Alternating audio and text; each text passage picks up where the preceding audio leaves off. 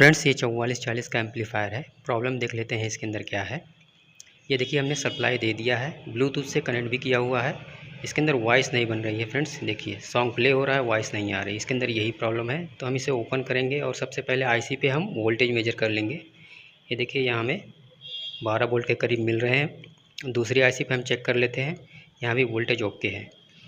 ID वाले point पे देखिए फ्रेंड्स, थोड़ा सा भी आईडी नहीं मिल रहा है, तो हम इसकी एक आईसी चेंज करके देखेंगे।